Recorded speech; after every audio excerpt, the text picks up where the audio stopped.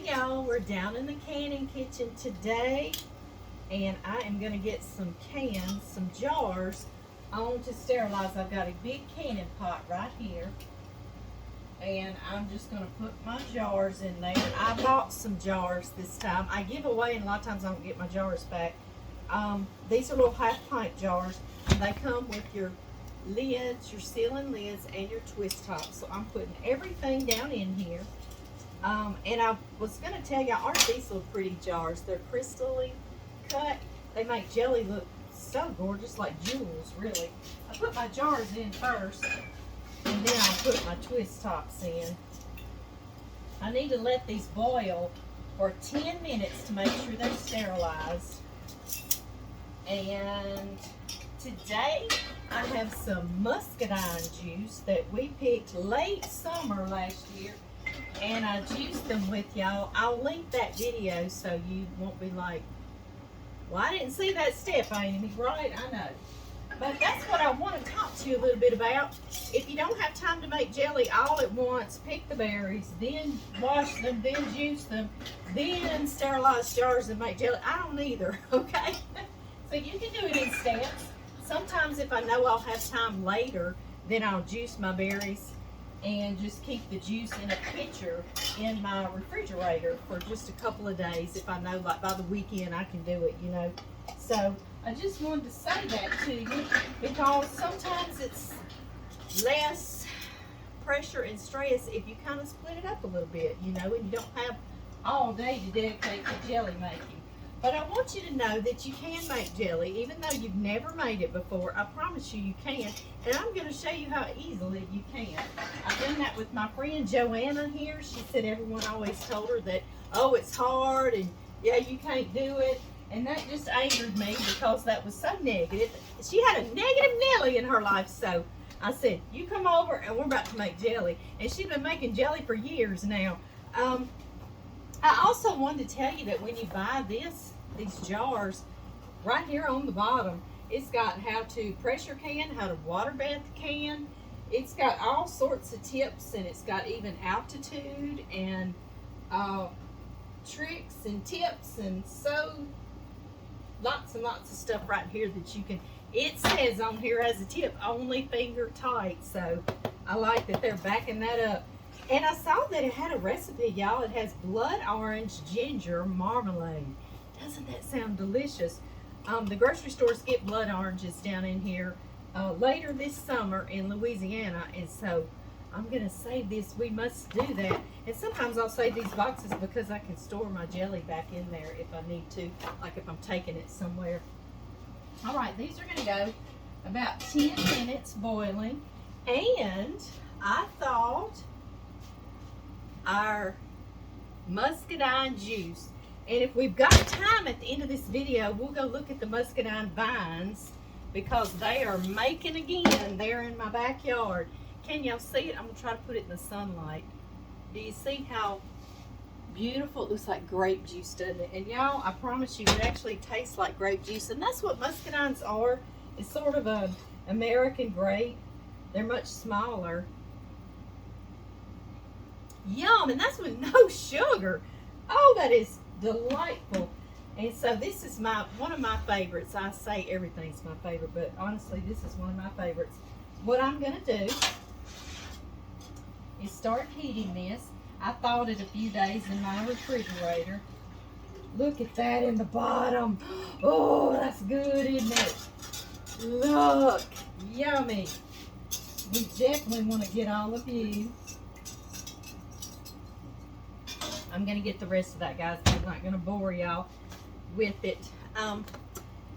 Pectins. I want to talk just a second about pectins. When I first started doing this in my 20s, I was a young little old thing, and I started using powdered pectin. I didn't know how. I just bought a book. And I know a lot of y'all have made jelly with me before, but in case someone's just now getting on here, I want them to know, you know, we got to teach it over and over every time. I bought this book, and I'll put a link to it if you would like to get that one. And I taught myself, okay? I just did it until I knew how to do it.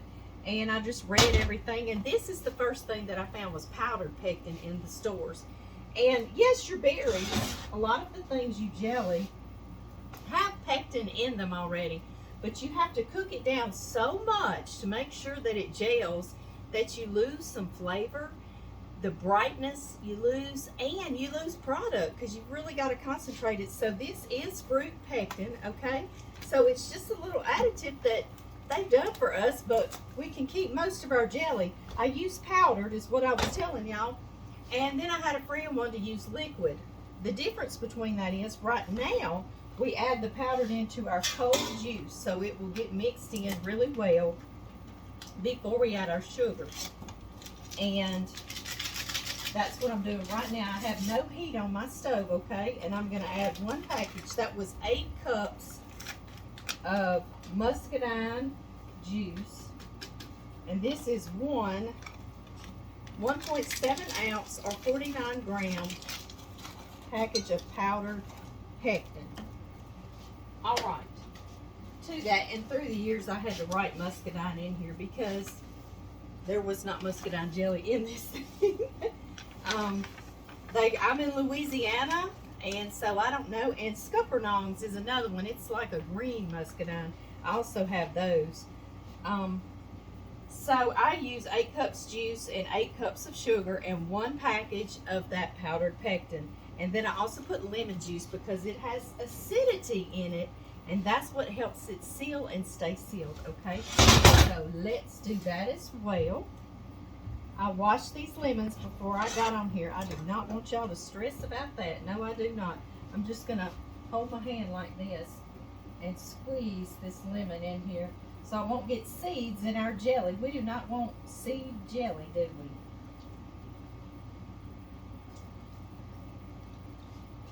Alright, and I'm going to go on and put the other. You can use bottled lemon juice. You certainly can, but y'all know I'm a fresh girl. If you can use fresh, it's the best, okay? But I've used it before, and it was fine too. But I just really like that fresh flavor of lemon juice. And y'all see that didn't take me just another second, right? Okay. Oh, y'all see our steam coming out of there? Yeah, cooking away about 10 minutes. Okay.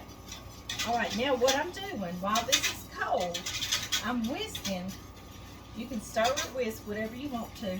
That powder in there really well. Make sure it's nice and dissolved. And that's the only difference between the powder and the liquid. I do this prior to adding my sugar. This one you add at the end after you've been cooking your juice and your sugar. All right, our juice is at a rolling boil. All right, y'all. Into our rolling juice, we've also put 8 cups of sugar. You've got to match that sugar to your juice. In this particular recipe, don't try to cut back because your jelly won't turn out and you'll be saying, Amy, why didn't my jelly turn out? Well, because you didn't listen. Oh, this smells so heavenly. It smells like you're making candy or something down in here in my candy kitchen or in your kitchen when you make this, and you will love it. You're going to have people come in and say, what are you making? It smells so good. Okay, I'm going to return this to a full rolling boil for 1 minute. And I think that's what helps. I got to move y'all up. I got to smell. Okay. I think that's what helps the powdered pectin work so much better is because it's been in here cooking with that juice before we added the sugar. And sometimes when I add that liquid pectin, you know, it's right at the end, and I just, maybe that's part of it. I don't know. And maybe it's just me, right? Maybe I wouldn't hold my mouth right. So anyway, returning to a rolling boil. Our jars are completely ready. I'm about to get them out. And we will start pouring up our jelly. It's going to be that easy. Y'all, this is Pampered Chef. I've had this 20 years. It comes with a lid. It's also got measurements on there, so it lets me know that. And I freeze it. It's freezer proof, so, or freezer safe, I guess. You know, you can see it's sort of cloudy, you know, because I've had it for years and years, but it still works really well. That lid's still really good. I love that. And if y'all are interested, because so many of y'all are, I will put the link to get that. I have a Pampered Chef page now because so many of you wanted me to. Y'all see, this is to a rolling boil. I cannot leave it because I don't want it to boil over, but set your timer now for 1 minute. This is something I do. This is like another foolproof thing. I don't trust anything until I try it myself. So I call it the saucer test. Even though I know this is a bowl, this is all I have down in here in my canning kitchen. I'll take a saucer or a bowl and I'm gonna put some right there. Y'all see, I just put a little droplet of it, okay? Now I give it a 1 minute test in the freezer right here. 1 minute, and we'll see if it gelled. Okay, it's been 1 minute.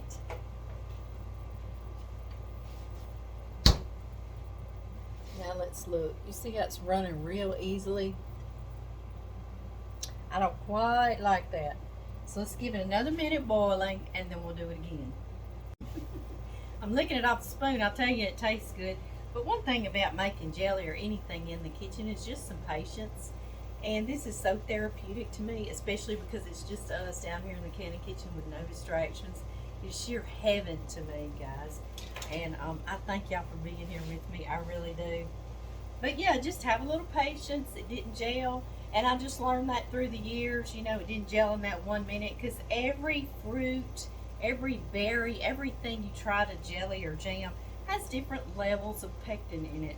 So we just need to give it a little saucer test, or in our case today, a little bowl test. Right, it's been boiling 1 more minute, y'all.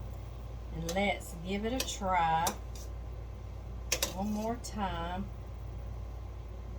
Put it in here. All right, y'all see that? 1 more minute in the freezer.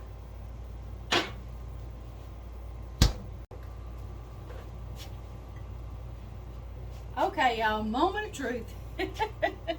This is just our second try, and I believe this is gonna get it. Do y'all see that? I can take my finger and run it through there. See how it makes a line? It stays. Our jelly is ready. Turn our fire completely off and let's get these jars filled. All right, I have this canning set I've had for years, and I'll put the link how to get you one from Amazon if you would like. It comes with this. You can use to grab our hot jars out of our big pot, just like that. All right, and this funnel that's got the mouth to go right down in the jar is wonderful. I also have this ladle.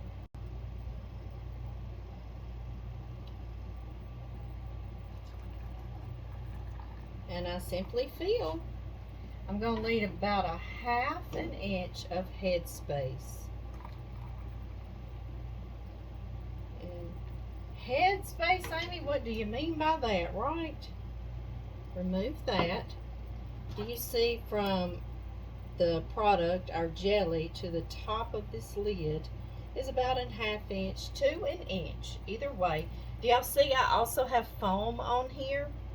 You can skim off your foam first, but y'all, this is a cute little story. John's grandmother did not skim off her foam. She said that was a waste, you know, that tasted good too. And that was John's favorite part. He would scrape that foam off the top of a brand new jar. He loved the little bubblies. So I leave it for John. It's a sentimental thing, but you certainly can skim the top. I want to show y'all this one hardly has any bubbles in it. Do you see that? So it's great. But if you don't want the bubbles, you certainly can do that. Like if you're going to sell it or something and you want it to be really, really nice, professional like. Also, you can put like 1 tablespoon of butter in there, and it also will make that foam die down. Next step is very important. Have you a nice dry cloth. You could use a paper towel if you would like, and run it around the rim, making sure there's no jelly. That funnel really helps to keep that clean, but just in case, we'll just clean that off. Then we'll use also out of that canning kit, and I'll put a link to it if you'd like. There's a magnet on the end of this stick that helps me get a lid and a twist top right out of this hot sterilizing water and put it directly down onto our can. Our jar, if you will. Can, jar. We're canning in jars, right? Okay, only get it as tight as your fingers get it, and then you will leave this right there. No tighter, okay? Because if you tighten it later, you might loosen your seal, so just leave it just like it is. Guys, I'm going to get down to business and get them all done.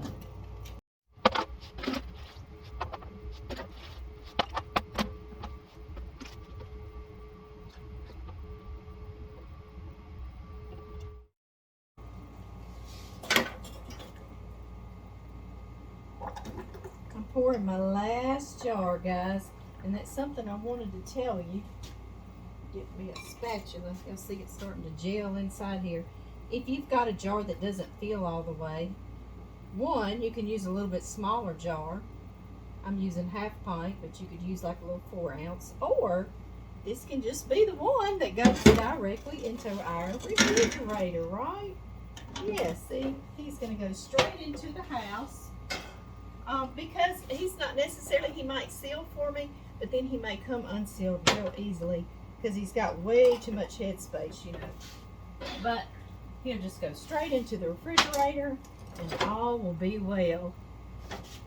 I'm going to get all washed up, y'all, and we'll go up there and look at the muscadine vines. They're growing again. And then we're also going to make mayhaw jelly on another video. Y'all, it made 11 jars, half pint jars. I just want to let you know that. And I'm going to get cleaned up and we'll go out and look at the muscadine vines because they are making again. I just want to thank y'all so very much for staying in the canning kitchen with me today and visiting with me while I made this jelly. It is so therapeutic to me. It's like going to a spa, except now I've got gifts to give and sweetness to share, right? I'll see y'all next time. Let's go look at those vines.